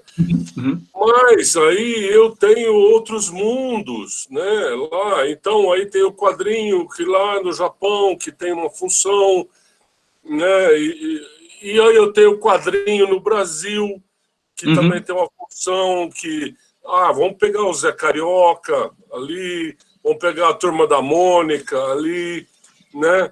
Então, eu acho, assim, eu gostaria de saber da sua visão dos outros mundos. Eu vi que você é um especialista em quadrinhos americanos. De super-herói mais. Não, acaba sendo realmente dentro desse universo estadunidense, que o gênero ele é produzido originalmente para o mercado de lá, né? E ele chegou na gente no Brasil como, digamos, país periférico, né? E dentro eu discordo disso. Não, digo país periférico dentro do contexto cultural, de novo, dentro do contexto dessa produção, né, cultural. A gente tem, né, inclusive uma tradição de super-heróis brasileiros, né? A gente tem, quer ver? Eu tenho rapaz, eu tenho que achar aqui na biblioteca. Super Cascão. Não, a gente é uma coisa curiosa, né? A gente tem dentro do quadrinho brasileiro, a gente tem o Super Pateta, a gente tem o Morcego Vermelho, né? Quer dizer, você tem os super-heróis da Disney, né? A gente tem o Capitão Feio, né? Agora, a maneira como o super-herói ele é um fenômeno estadunidense, no sentido dele ter surgido lá, dele incorporar essas características, e o que a gente vê muito de super-herói no Brasil dentro do que ou é na paródia, de uma maneira geral, ou é na paródia, né? Ou calcando mesmo, né? Boa parte da produção que a gente teve nos anos 60, que é quando você tem o maior número de personagens de super-heróis brasileiros que surgem, nos anos 60, na segunda metade dos anos 60, né? Porque você tinha uma venda em banca, né? No Brasil era a Ebal que publicava isso, principalmente, né? E você passa a ter um momento em que os quadrinhos de super-heróis eles eram publicados em preto e branco, né? Eles eram baratos, e aí você passa a ter editoras brasileiras que são capazes de produzir como concorrência disso, né? Agora, a produção brasileira de super-herói acaba sendo muito calcada no gênero, né? Em alguns casos era plágio descarado, Só que eu não vejo isso de uma maneira pejorativa, porque o nome do jogo, a regra do jogo, é a cópia. Isso, né, isso desde o Super-Homem. Né? É você, para você ter digamos, o surgimento de um gênero, você precisa ter cópia e repetição. Né? É assim principalmente na cultura pop. Né? Se você vai ter do rock, da bossa nova, do pagode, do mangá, você precisa ter cópia, alguém copiou alguma coisa, e isso foi sendo repetido. Porque senão você tem um fenômeno. Né? Aconteceu uma coisa e teve um cara que copiou e acabou. Né? No Brasil você tem isso, né? Você tem muito dessa cópia. Né? Alguns personagens tiveram uma sobrevida razoável. Né? A gente tem o caso do Judoca, da Ebal, né? Que dura, sei lá, 3 anos de revista. Né? Agora, o fenômeno de super-herói, ele no Brasil, ele é muito... ele é muito por conta dessa paródia, né? O Super Pato, né? O Super Cascão, né? O Japão, que você mencionou, que é uma coisa muito curiosa, tem alguns cases muito curiosos, né? Você tem um Batman japonês, né? Nos anos 60, por conta do seriado do Batman, do Adam West, foram produzidos quadrinhos, mangás, para o Japão, né? Com um personagem. Né? O Homem-Aranha tem hoje, já licenciado para a Marvel, algumas coisas em mangá que são, digamos, distribuídos só no Japão e que, obviamente, chegam no Brasil, chegam nos outros cantos para os entusiastas, para os colecionadores, né? Mas é focado naquele público. E lá você muda muito da história. Né? Hoje em dia... E a gente tem que... Eu costumo pensar no super-herói como realmente uma coisa, um fenômeno capitalista. Né? Por que me interessa hoje assimilar a linguagem do anime e do mangá no universo dos super-heróis? Porque eu estou ampliando o meu comprador, o meu público. Entendeu? Então, eu vou assimilando isso, né? Eu vou dando mais voz ou mais visão de determinadas linguagens, estéticas e tudo mais, porque me interessa ampliar esse público. Né? Maravilha, Bruno. Obrigado. Eu tinha mais perguntas para fazer, mas eu acho que eu vou ter que entrar lá no final da fila agora. É verdade, tem uma fila aqui. O Arthur Bock comenta, né, que o seriado da Mulher Maravilha é incrível. O Mascaro fala do Super Milton Glaser mesmo. O Matheus Tavano fala, essa Mulher Maravilha das artes marciais dos anos 60 me lembra um pouco Kill Bill.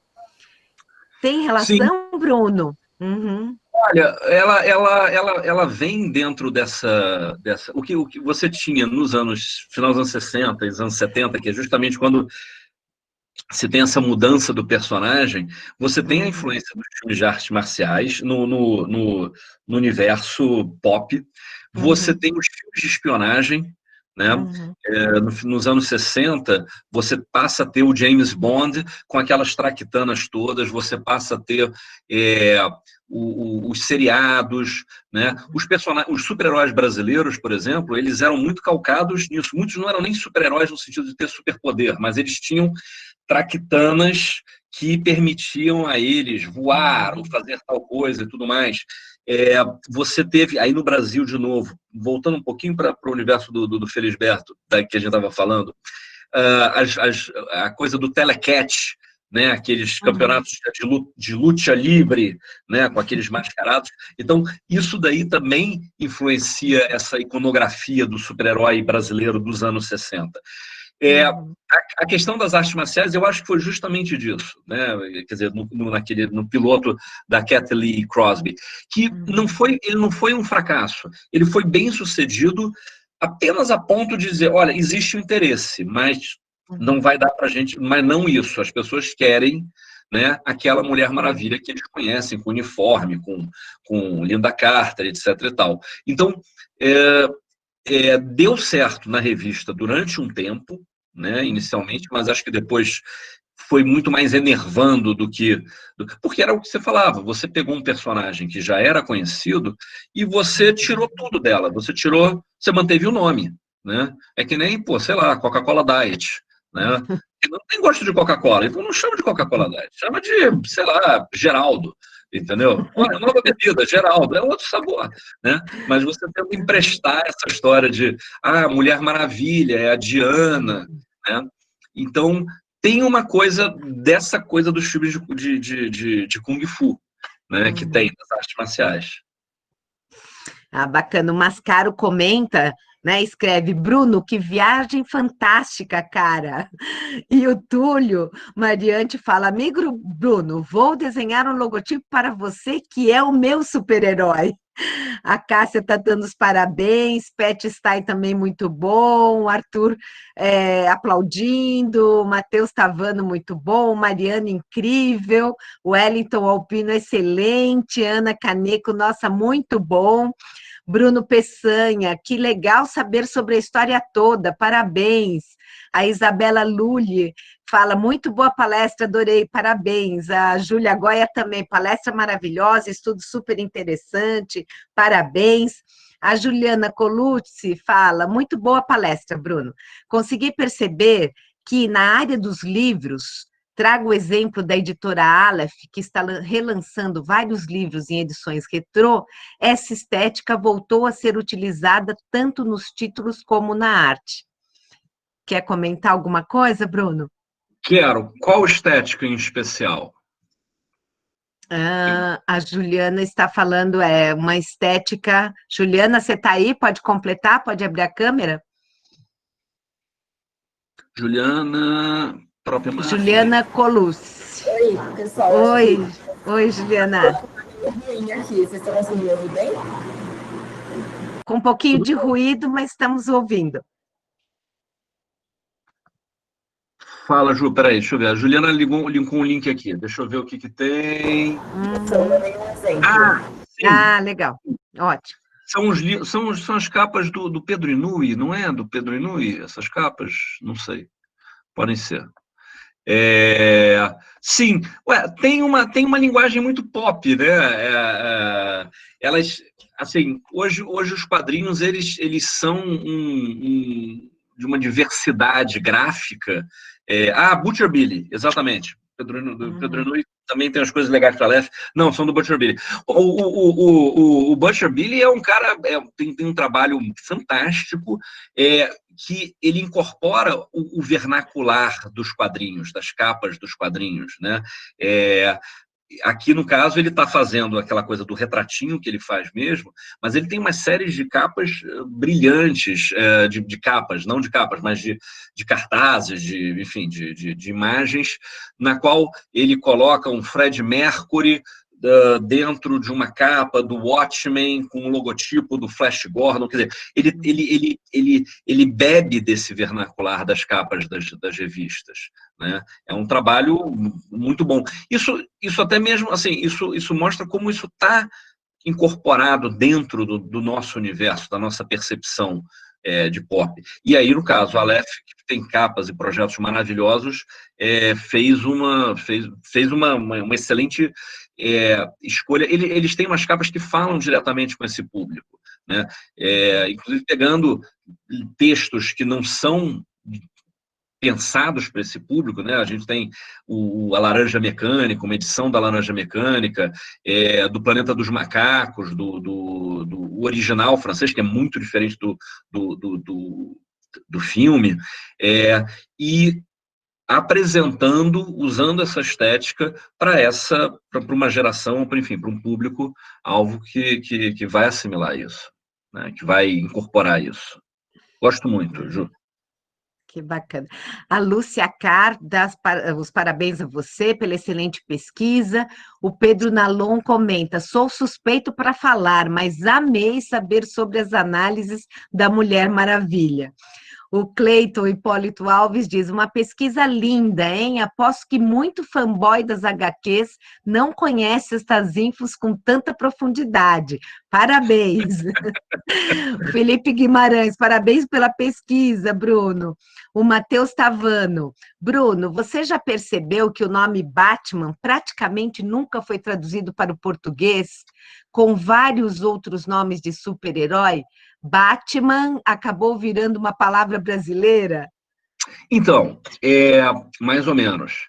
Isso daí, o Batman foi traduzido. O que acontece era a maneira como a publicação desses personagens eram licenciados no Brasil. Tá? Hoje em dia, acho que quem distribui no Brasil é a Panini. Então, a Panini tem um contrato direto com a Marvel, etc. e tal.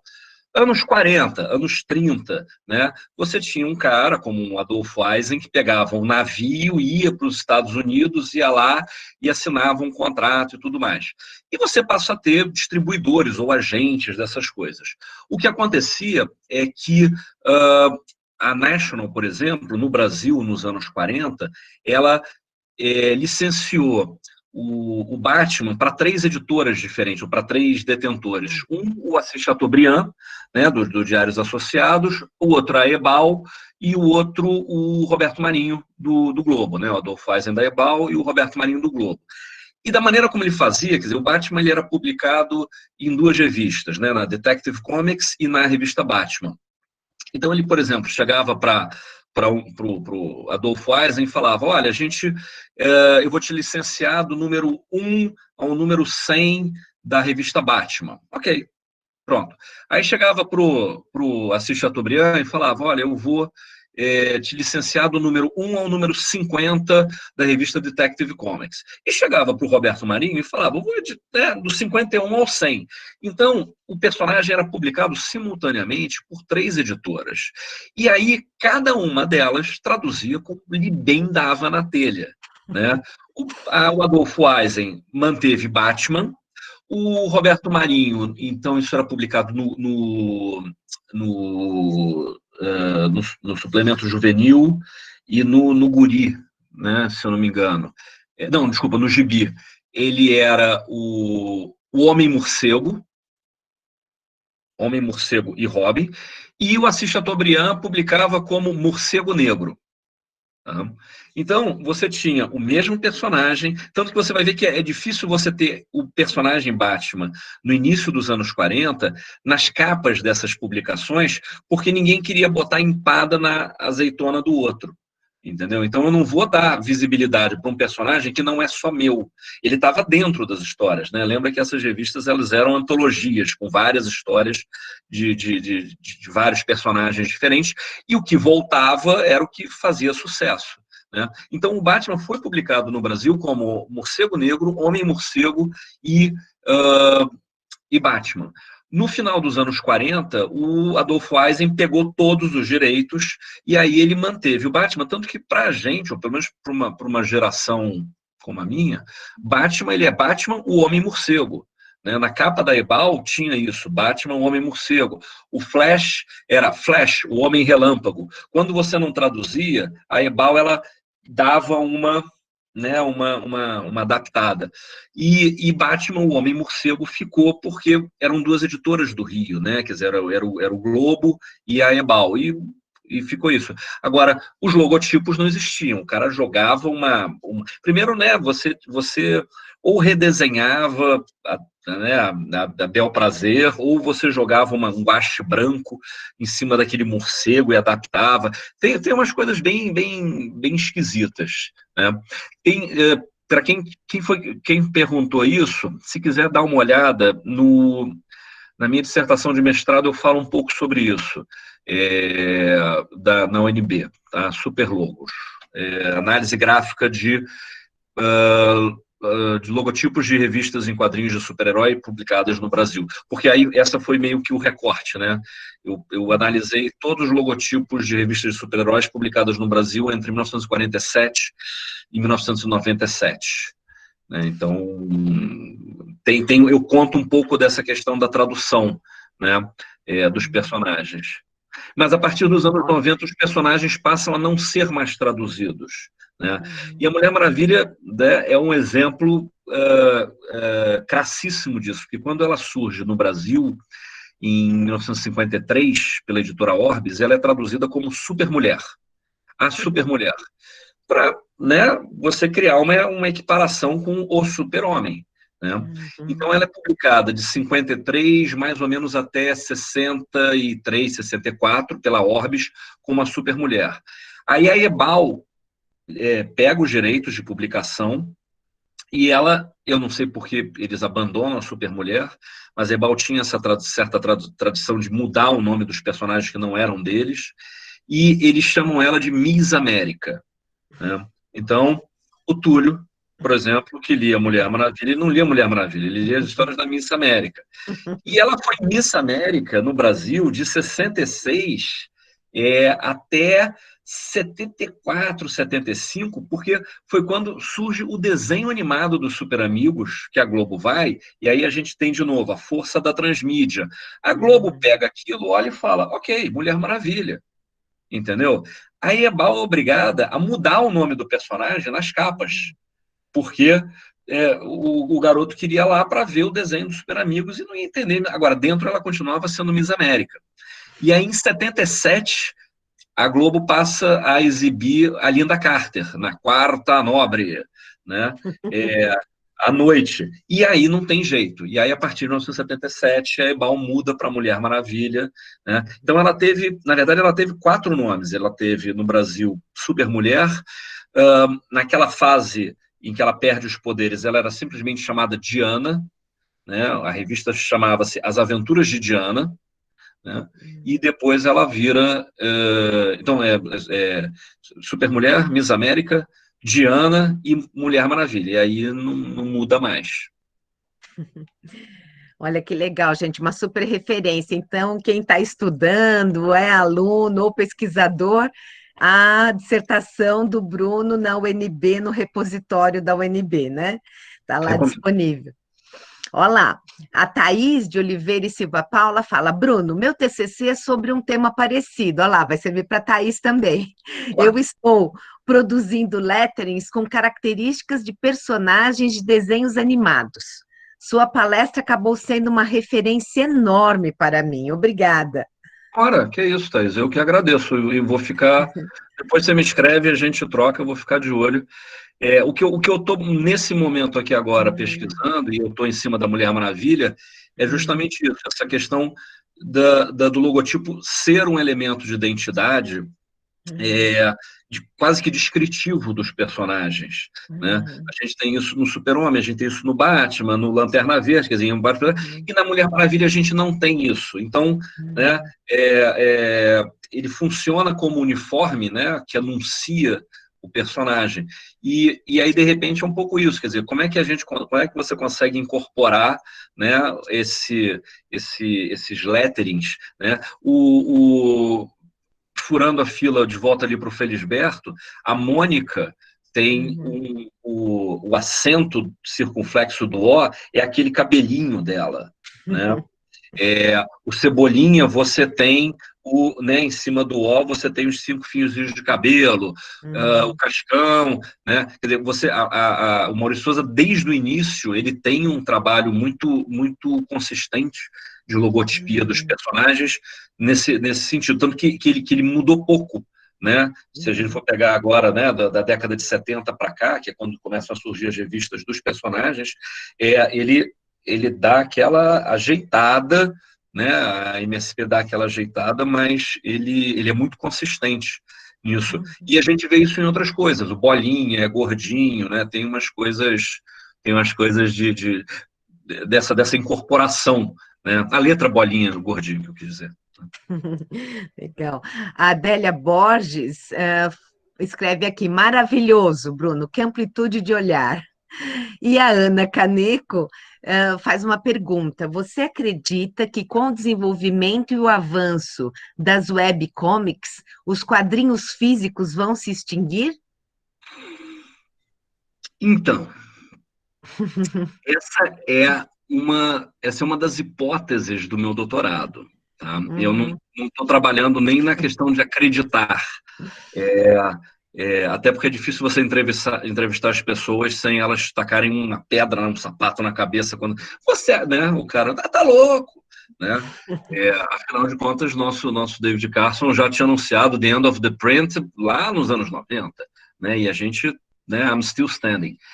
Eu acho que eu não sei se o webcomics ele vai vaticinar o fim dos quadrinhos impressos, tá? Eu acho que o webcomics ele é o futuro dos quadrinhos. Isso eu não tenho a menor dúvida. Da mesma forma que o que acontece, e para quem não é familiar com o termo, você tem os webcomics que são os quadrinhos digitais. Só que até pouco tempo atrás, os quadrinhos digitais eles eram basicamente quase que um scan do quadrinho impresso para a tela. E você passa a ter os mobile comics, tá? Que são os quadrinhos para a tela de celular. Tá? Que são os quadrinhos na qual você não tem a mudança da página, ou quadro a quadro. Você vai scrollando para cima e você vai lendo. É como se fosse uma tira, só que em vez dela ser naquela leitura horizontal da esquerda para a direita, ela vem de cima para baixo. Né? E você vai lendo. Isso daí, eu acho que é o futuro dos quadrinhos. Eu acho que a mudança que os mobile comics, né, que os webtoons, como também são chamados, propõem, é uma mudança tão radical quanto você teve nos anos 30, quando as tiras dos jornais saíram para as revistas em quadrinhos. Quando você tinha um jornal que era uma coisa que todo mundo comprava, então você tinha lá os temas não podiam ser temas que ofendessem a família brasileira ou americana, né? Você tinha o formato das tirinhas horizontal, quer dizer, quando você passa para os quadrinhos, para a revista em quadrinhos, para os comic books, você abre a página, você tem a questão de poder mudar uma página e aí na página seguinte tem uma surpresa, né? Inicialmente não, era apenas um recorte e o cara colava, tira lá, era quase como um livro uma compilação de tiras. Mas depois o cara descobre que a página abre, posso ter um quadro maior, posso ter um quadro redondo. Muitos do experimentalismo que tinha nas páginas dominicais e nos suplementos, né? Eles vão para o quadrinho menor, né? E aí você muda a linguagem, você muda o gênero, você pode ter quadrinhos de horror, de sexo, de violência, porque é o cara que compra aquilo, não está no jornal.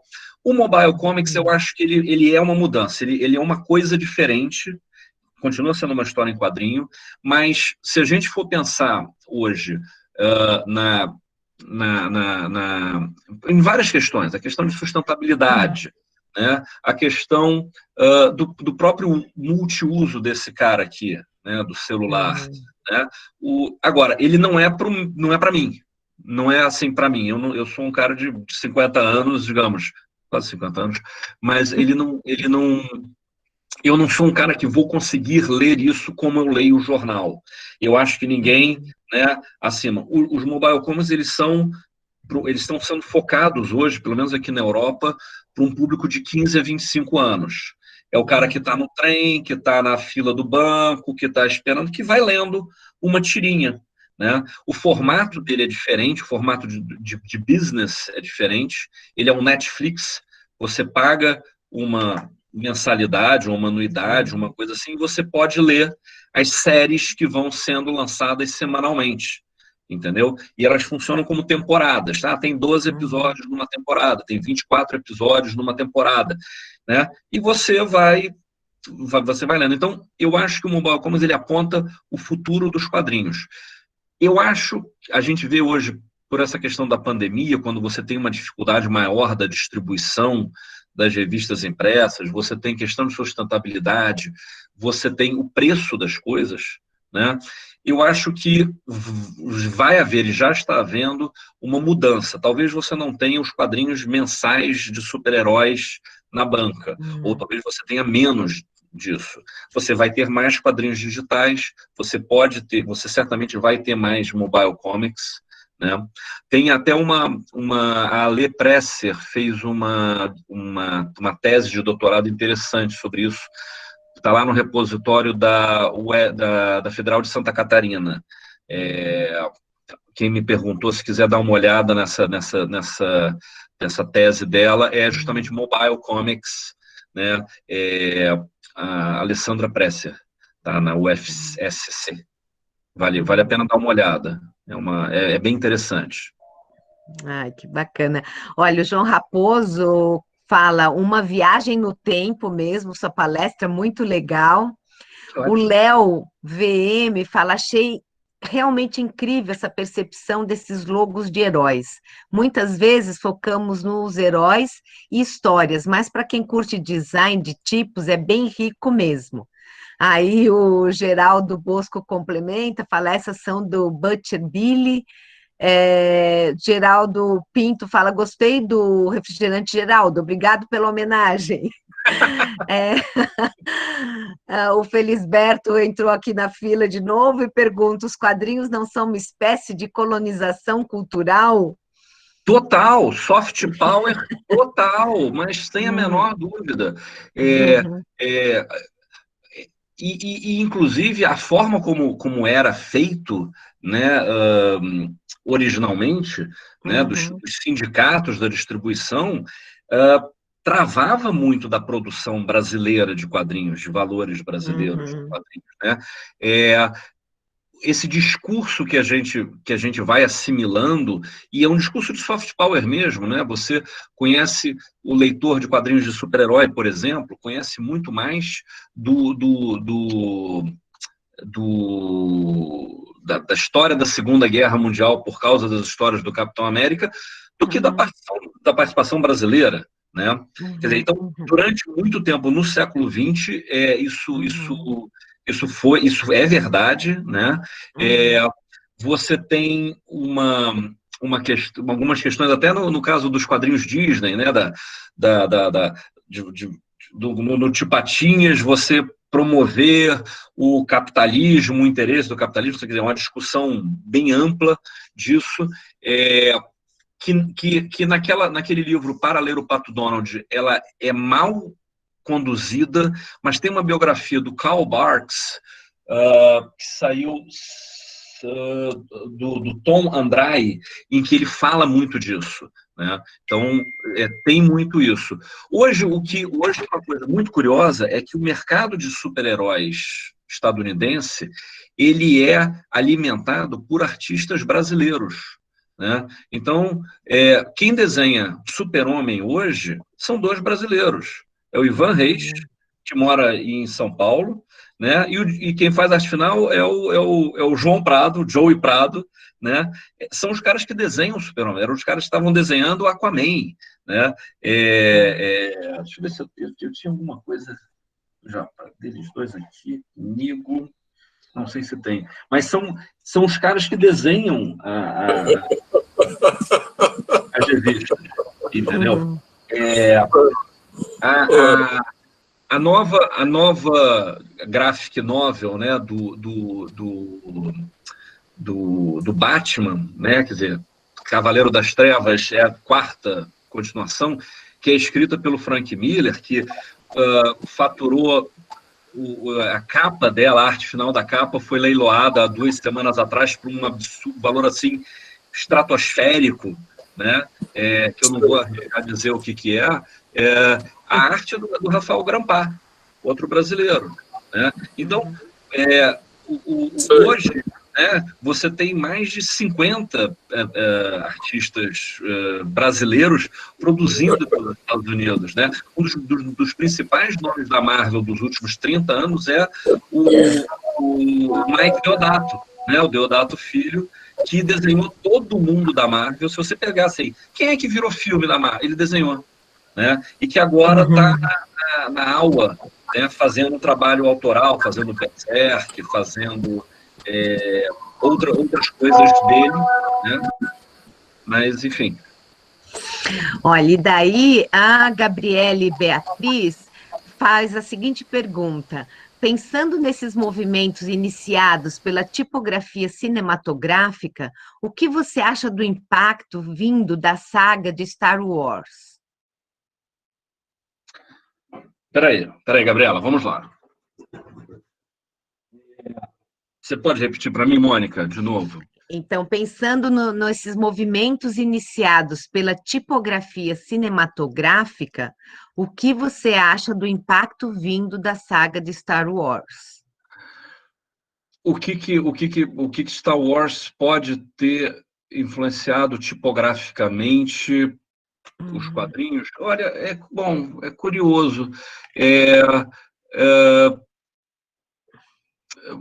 A logotipia do Star Wars ela é muito poderosa, né? Ela vira um elemento de iconografia, muito porque, enfim, ela é utilizada, né, na primeira trilogia e depois, enfim, ela, né, é utilizada nas outras. Eu não sei dizer, ela acaba ficando um logo muito forte. Eu não sei se ele teve uma influência muito grande, mas aí talvez seja falta de conhecimento mesmo, né? Eu sei que pouco depois, e muito por conta do sucesso do Star Wars, você teve o primeiro longa-metragem do Jornada nas Estrelas, do Star Trek, e se você for pensar, né, quer dizer, o S do Stars, ele também tem, né, ele continua, né, a haste dele continua. Eu só consigo imaginar, em termos digamos, de referência, eu acho que a influência do Star Wars foi em outras coisas, foi, né, em narrativo, foi numa renovação do gênero, né? Mas eu não sei se tipograficamente ele influenciou. Assim, eu não vejo, não estou vendo, mas pode existir, né? O Marcelo Rocha fala para você, belíssima pesquisa, parabéns. O José Magro já disponibilizou aqui o link para o repositório da tua dissertação, então Ótimo. quem quiser pega aqui no chat. A Thaís pergunta, Bruno, como posso entrar em contato com você? Gostaria de conversar mais sobre tipos. E eu vou amarrar aqui com a última pergunta aqui do chat também. O Eric fala, os logos descritivos, como do Flash e do Lanterna Verde, podem ser considerados como elementos gráficos redundantes? Os logos descritivos, eu acho que não. Eu acho que não. Isso é um dos motivos, é um dos objetos, né, que eu estou estudando. Eu não sei se redundantes, eu acho que eles são complementares, porque num primeiro momento o logo ele tem que, a função dele é identificar a publicação, né? Naquele festival de imagens de quadrinhos, né? Até para você saber se aquela revista que tem o Batman na capa, ela é a Detective Comics ou é a Batman. E isso você vai ver que depois, mais para os anos 60, os logos da Detective Comics, eles começam a ficar parecidos, eles começam a utilizar os mesmos partidos gráficos da revista Batman, do logotipo da Batman. A mesma coisa em Action Comics com Super-Homem. Você passa a ter Super-Homem em Action Comics, Superman em Action Comics featuring Superman, né? Porque o nome do cara está chamando mais do que esse nome Detective Comics, Action Comics, esse nome mais genérico, por assim dizer, por assim falar. Eu não sei se eles são redundantes. Tem uma colocação do Chip Kidd, que é um designer gráfico estadunidense, um capista fenomenal, e que trabalha muito com esse universo dos quadrinhos. Uma das coisas que ele coloca que incomoda ele nos logotipos dos personagens, das revistas em quadrinhos que são os nomes dos personagens, é que ele pensa que ele coloca que o designer às vezes parece que ele trabalha muito. Ele quer fazer uma coisa, né? Ele quase que pensa no logotipo como separado, né? E não como uma coisa que identifica aquela publicação que tem que casar bem com aquela capa, né? E aí a gente tem que também considerar o contexto, né? Hoje você tem uma série de produtos de merchandising, né? Você precisa identificar esses produtos mesmo sem a figura do personagem, né?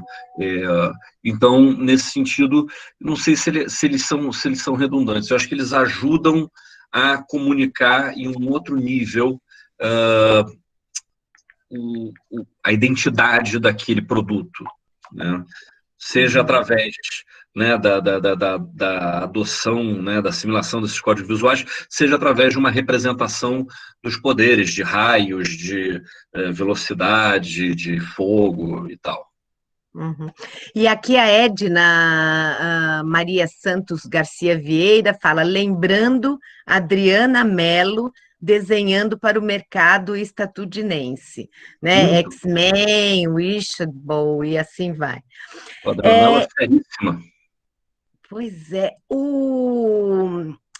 Nick Zebeli também, uma galera desenhou Mulher Maravilha, sim. Bruno, a gente ficaria aqui mais um tempão. Você vê como o assunto é importante, é maravilhoso, né? Ver uma pesquisa de designers falando sobre o universo do design, né? Esse amplo universo. Então, super obrigada. Você vê como as pessoas se envolveram e perguntam e como isso é importante. Então, olha, super prazer de te receber aqui, né? Ainda bem que, de certa forma, tem essas coisas boas no meio da pandemia, que é a gente poder encontrar, né, as pessoas que estão longe, né? E possibilitar que tanta gente se reúna aqui. Então, eu super agradeço. Valeu, cara. Valeu, meu. Obrigado, Felisberto. Obrigado. Está se aplaudindo, viu? Bruno, grande beijo. Aqui para ver a Adélia. Eu não vim aqui fazer palestra, não. Eu vim aqui só para ver a Adélia. Ainda bem que deu para você fazer uma palestrinha no meio disso. Obrigada, querido. Grande abraço. Mônica. Beijo para todo mundo. Obrigado, Até gente. Já, pessoal. Até daqui a pouco. 15 minutos. Um beijo. Tchau.